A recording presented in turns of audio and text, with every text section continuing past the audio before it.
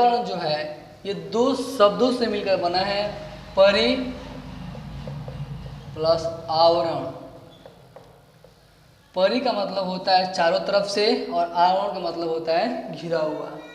जब कोई भी स्थान जब अपने चारों तरफ से घिरा हुआ होता है, जब उसके बारे में अध्ययन करते हैं तो उसको बोलते हैं पर्यावरण। जैसे एग्जाम्पल लीजिए, मान लीजिए कोई प्लेस है जो अपने चारों ओर जल, स्थल, जानवर, गाय, मनुष्य, वायु इत्यादि से चारों तरफ से घिरा हुआ है। जब इसके बारे में जब स्टडी करते हैं तो बोलेंगे क्या हमारा एक प्रकार का पर्यावरण। मान लीजिए यहाँ पे कोई मनुष्य है, मनुष्य जो है अपना जानवर से, जल से, स्थल से, गाय से, वायु से सबका है चारों तरफ से घिरा हुआ है। तो इस मनुष्य के लिए क्या हो जाएंगे, जानवर जो जल सबका है एक प्रकार के इन्वायरमेंट हो जाएगा, उसका एक पर्यावरण हो जाएंगे। वैसे इस जानवर के लिए भी क्या हो जाएंगे, ये जल सब क्या हो जाएंगे, एक प्रकार का इन्वायरमेंट हो जाएंगे। तो जो जिसकी इन्वायरमेंट की स्टडी हो रही है उसके आसपास क्या है, मतलब उसके आसपास वो किन चीज़ों से घिरा हुआ है, जब उसके बारे में हम स्टडी करते हैं तो हमारा क्या होता है, इन्वायरमेंट होता है। ओके।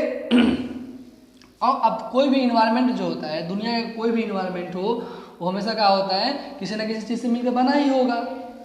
तो कोई भी इन्वायरमेंट, ये इन्वायरमेंट, मान लीजिए इस इन्वायरमेंट की बात हम करें तो इस इन्वायरमेंट कैसे बना है, ये तो जल से बना है, स्थल से बना है, जानवर से बना है, और गाय से बना है, और वायु और मनुष्य से बना है। तो जिससे मिलकर ये हमारा इन्वायरमेंट बना है, तो इस जो तत्व इसमें भाग लिए जिससे मिलकर बना है, इसको बोलते हैं हम कंपोनेंट ऑफ द इन्वायरमेंट, यानी पर्यावरण का घटक कहते हैं, जिससे ये इन्वायरमेंट हमारा मिलकर बना हुआ है। तो इस पूरे पर्यावरण घटक को हम लोग दो भागों में बांट सकते हैं। एक होता है बायोटिक कंपोनेंट, एक होता है एबायोटिक कंपोनेंट। मतलब एक को बोलते हैं जैव घटक और एक को बोलते हैं अजैव घटक। तो जैव घटक क्या होता है भाई?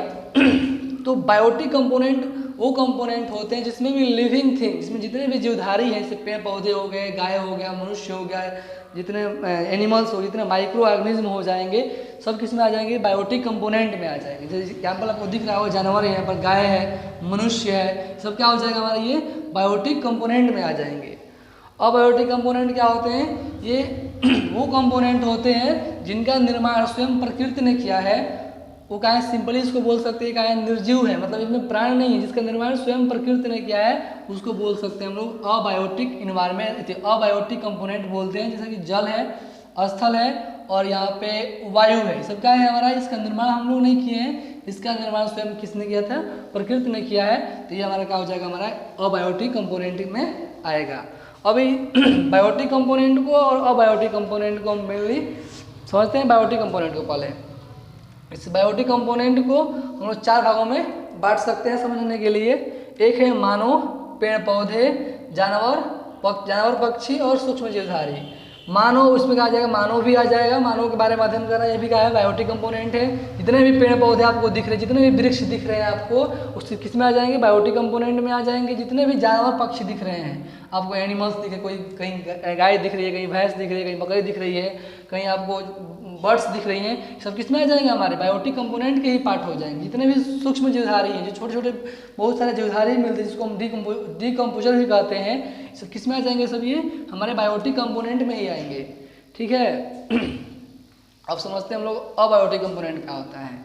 तो ये ऐसे कंपोनेंट होते हैं जिसका निर्माण स्वयं हम ना करके स्वयं प्रकृति ने किया है, ये अबायोटिक कंपोनेंट में आएंगे। ये अबायोटिक कंपोनेंट को भी हम लोग चार भागों में बांट सकते हैं। पहला हमारा स्थल मंडली है, दूसरा वायुमंडली है, तीसरा हमारा जल मंडली है, चौथा हमारा जैव मंडली है।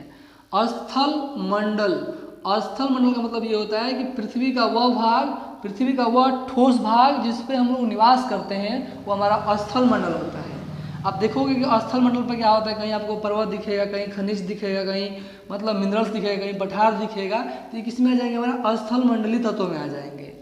वायुमंडल, वायुमंडली मतलब क्या हुआ कि पृथ्वी के ऊपर क्या होते हैं, वायु के चारों तरफ से एक परत होता है जिसको वायुमंडल कहते हैं।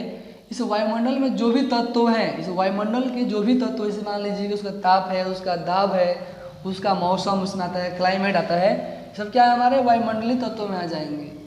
जल मंडल, पृथ्वी का वह बृहद भाग जिसपे क्या होता है, जलाशय है, जल राशियाँ पाई जाती है, उसको हम जल मंडल कहते हैं। जैसे कि मान लीजिए हमारा समुद्र हुआ, नदी हुआ, महासागर हुआ, क्या है सब ये जल मंडल है, इसमें जो कुछ भी इसकी लवणता कितनी है, उसमें उसका टेम्परेचर कैसे कितना है, उसमें कौन कौन से जीवधारी पाए जाते हैं, प्रवाल भित्ति क्या होते हैं, इन सब के जो बारे में अध्ययन करते हैं तो क्या होगा हमारे जलमंडलीय में आ जाएंगे।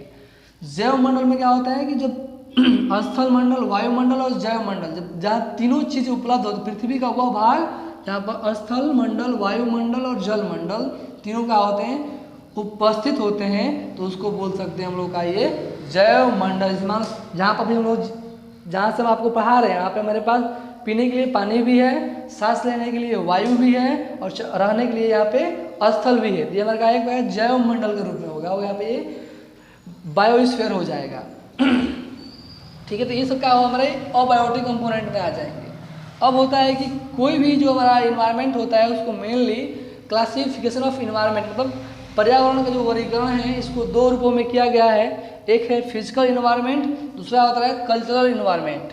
इसको हिंदी में बोलते हैं भौतिक पर्यावरण, इसको बोलते हैं सांस्कृतिक पर्यावरण। हम समझते हैं कि फिजिकल इन्वायरमेंट क्या होता है। तो फिजिकल इन्वायरमेंट जो होता है कि ऐसा इन्वायरमेंट होता है जिसमें प्रकृति की समस्त शक्तियाँ, प्रक्रिया और तत्वों का अध्ययन किया जाता है। हम क्या बोले हैं कि फिजिकल इन्वायरमेंट जो होता है कि ऐसा इन्वायरमेंट होता है जिसके अंतर्गत समस्त प्रकृति की समस्त शक्तियाँ, प्रक्रिया एवं तत्वों का अध्ययन किया जाता है, तो उसको बोलते हैं हम लोग फिजिकल इन्वायरमेंट। अब समझते हैं कि शक्तियाँ क्या होती हैं। शक्तियाँ में आपका आ जाएगा सौरताप आ जाएगा, ज्वालामुखी आ जाएगा, भूकंप आ जाएगा, सब क्या है ये, मतलब ये शक्ति है, प्रकृति की क्या है, खुद की ये शक्ति है जिसके द्वारा क्या होता है मानव जीवन पे किस प्रकार से उनका इम्पैक्ट पड़ता है, किस प्रकार से मानव जीवन को ये प्रभावित करती है, सब क्या हो जाएगा हमारे फिजिकल इन्वायरमेंट में आएगा। ठीक है, मतलब फिजिकल इन्वायरमेंट में बेसिकली में यही पढ़ेंगे कि जो भी शक्तियाँ हैं, पावर्स हैं, प्रोसेस हैं और एलिमेंट हैं, किसका, तो प्रकृति का, और इसके द्वारा मानव जीवन पे, मानव के रहन सहन पे, उनके पोशाक पे क्या प्रभाव पड़ रहा है। तो इस जिस इन्वायरमेंट की शाखा के अंतर्गत इसका अध्ययन करते हैं तो उसको बोलते हैं हम लोग भौतिक पर्यावरण बोलते हैं। क्या बोलते हैं उसको हम लोग, भौतिक पर्यावरण बोलते हैं। तब समझेंगे शक्तियाँ क्या होती है। शक्ति में आप वही बोले मेन सोर्स, इससे सब कुछ प्रभावित हो रहा है। जैसे मान लीजिए हमारा ज्वालामुखी हुआ, जो उसके मेनली जो एनर्जी का सोर्स है, जैसे इंसुलेशन हुआ, वेल्केनो हुआ, मतलब ज्वालामुखी हुआ, भूकंप हुआ इत्यादि जितने भी मतलब भाई सब क्या है हमारी शक्तियाँ में आएंगी। अब प्रक्रिया में क्या होगा, तो मान लीजिए पृथ्वी पर जब सूर्यताप आएगा तो उसे क्या होगा, ताप का स्थानांतरण होगा, संवहन होगा, अपरदन होगा, अपक्षय होगा, सब ये किस में आ जाएंगे, हमारी ये प्रक्रिया में आएंगे। जैसे पृथ्वी का कुछ पठार कहीं टूट रहा है, कहीं बन रहा है, किसी का निर्माण हो रहा है, तो किस में आएगा ये हमारा, ये प्रक्रिया में आ जाएगा। और तत्व में क्या आएगा कि इसके फलस्वरूप उनमें क्या क्या बदलाव हुआ, क्या हुआ, इसके फलस्वरूप जो है उनमें कितना बदलाव हुआ, ये सब किस में आ जाएंगे, हमारे ये एलिमेंट में आ जाएंगे। ओके, वैसे ही हम समझते हैं कल्चरल इन्वायरमेंट। तो कल्चरल इन्वायरमेंट जो होता है, इन्वायरमेंट की वह शाखा होती है जिसके अंतर्गत हम लोग जो है मानव के यानी मनुष्य के जीवन एवं उसके सामाजिक स्तर पे जो उसका रख रखाव है, पोशाक है, उसकी प्रक्रिया है, उसकी शक्ति क्या है, उसके तत्व क्या है, उन सब के बारे में क्या करते हैं हम लोग अध्ययन करते हैं। तो हमारा आता है कल्चरल इन्वायरमेंट में। और समझते हैं इसमें इसके लिए शक्ति क्या होगी, तो इसके लिए शक्ति मानव शक्ति, सबसे बड़ी शक्ति है जनसंख्या है, जनसंख्या घनत्व है, लिंग अनुपात है इत्यादि का आ जाएंगे, उसके शक्ति में शामिल हो जाएंगे। और उसके प्रक्रिया में क्या हो जाएगा, प्रक्रिया जब जहाँ जनसंख्या होगी, मनुष्य वहाँ कौन सा कार्य कर रहा है, क्या खेती कर रहा है, क्या कर रहा है वहाँ पे, उसका पशु मतलब उसकी परिस्थिति मतलब क्या कर रहा है वहाँ पर, कौन सी प्रक्रिया बना रहा है जीने के लिए, अपना जीवन यापन करने के लिए। मान लीजिए कहीं मनुष्य जो है अपना घर बना रहे हैं, एक स्थान से दूसरे स्थान तक वो मतलब मूव कर रहा है, प्रवास कर रहा है, तो सब किस में आ जाएंगे, हमारे प्रक्रिया में आ जाएंगे। तत्व में क्या आएगा, इसमें तत्व में ये आ जाएगा मनुष्य का रीति रिवाज क्या है, उसका मतलब किस प्रकार से पोशाक पहनता है, क्या खाता है, क्या पीता है, कहाँ रहता है, वहाँ का माहौल कैसा है, सब किस में आ जाएंगे, हमारे ये कल्चरल इन्वायरमेंट के तत्व में आ जाएंगे। इसको बोलते हैं हम कल्चरल इन्वायरमेंट को हम लोग ह्यूमन इन्वायरमेंट के नाम से भी जानते हैं, जबकि फिजिकल इन्वायरमेंट को हम लोग जो है नेचुरल इन्वायरमेंट के नाम से भी जानते हैं। बस आज के लिए इतना ही।